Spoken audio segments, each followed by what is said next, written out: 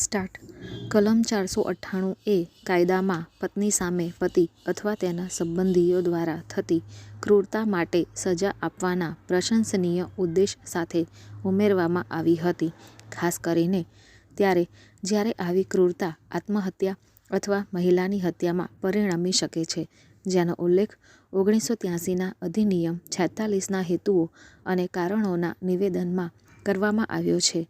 કલમ 498 એ માં ક્રૂરતા અભિવ્યક્તિમાં એવી વર્તણૂકનો સમાવેશ થાય છે જે મહિલાને આત્મહત્યા કરવા અથવા ગંભીર ઈજા માનસિક અથવા શારીરિક પહોંચાડી શકે છે અથવા ગેરકાયદેસર માંગને પૂરી કરવા માટે દબાણ કરવા માટે તેને જીવનું જોખમ અથવા સતામણી કરાવી શકે છે. તે ગંભીર ચિંતાનો વિષય છે કે ક્રાઇમ રેકોર્ડ બ્યુરોના કેટલાક આંકડાઓ અંતર્ગત મોટી સંખ્યામાં કેસ દાખલ કરવાનું ચાલુ છે. આ અદાલતે અગાઉ નોંધ્યું હતું કે આવી મોટાભાગની ફરિયાદો નાની બાબતોમાં ક્ષણિક આવેશમાં આવીને દાખલ કરવામાં આવે છે. આવી અનેક ફરિયાદો સાચી નથી. ફરિયાદ દાખલ કરતા સમયે અસરો અને પરિણામોની કલ્પના કરવામાં આવતી નથી. ક્યારેક આવી ફરિયાદો માત્ર આરોપીને જ નહીં, પરંતુ ફરિયાદીને પણ હેરાન કરતી હોય છે. બિનજરૂરી ધરપકડ કરવાથી સમાધાનની તકો બગડી શકે છે. પેરેગ્રાફ. તાજેતરમાં વર્ષોમાં વૈવાહિક વિવાદોમાં અભૂતપૂર્વ વધારો થયો છે. આ દેશમાં લગ્નની સંસ્થાને ખૂબ માન આપવામાં આવે છે.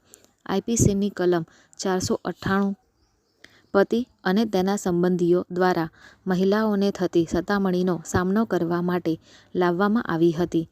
આઈપીસીની કલમ 498 ક એક સંજ્ઞેય અને બિનજામીનપાત્ર ગુનો હોવાથી અસંતુષ્ટ પત્નીઓ દ્વારા તેનો ઢાલ તરીકે નહીં, પરંતુ હથિયારો તરીકે ઉપયોગમાં લેવાતો હોવાથી જોગવાઈઓમાં તેને એક સંદિગ્ધ રીતે મહત્વનું સ્થાન મળ્યું છે. આ જોગવાઈ હેઠળ પતિ અને તેના સંબંધીઓની ધરપકડ કરાવવી એ હેરાનગતિ કરવાની સરળમાં સરળ રીત છે. સંખ્યાબંધ કિસ્સાઓમાં પતિઓના પથારીવશ દાદા-દાદી અને પરદેશમાં દાયકાઓથી રહેતી તેમની બહેનોની ધરપકડ કરાવવામાં આવે છે. પેરેગ્રાફ.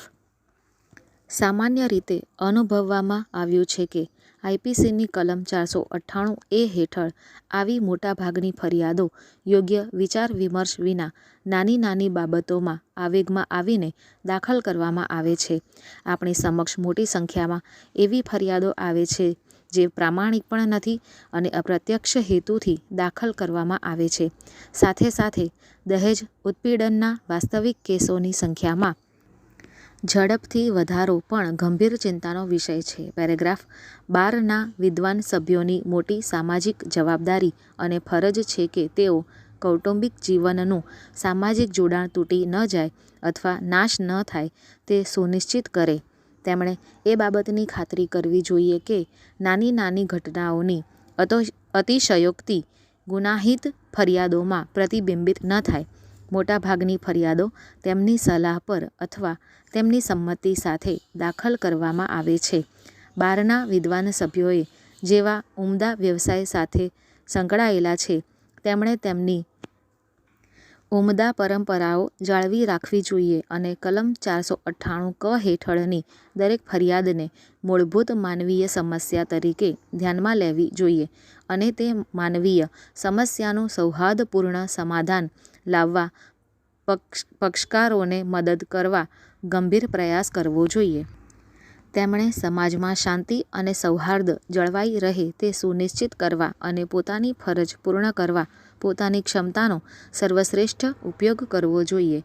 બારના સભ્યોએ એ બાબતની પણ ખાતરી કરવી જોઈએ કે એક ફરિયાદ બહુવિધ કેસો તરફ દોરી ન જાય. સ્ટોપ.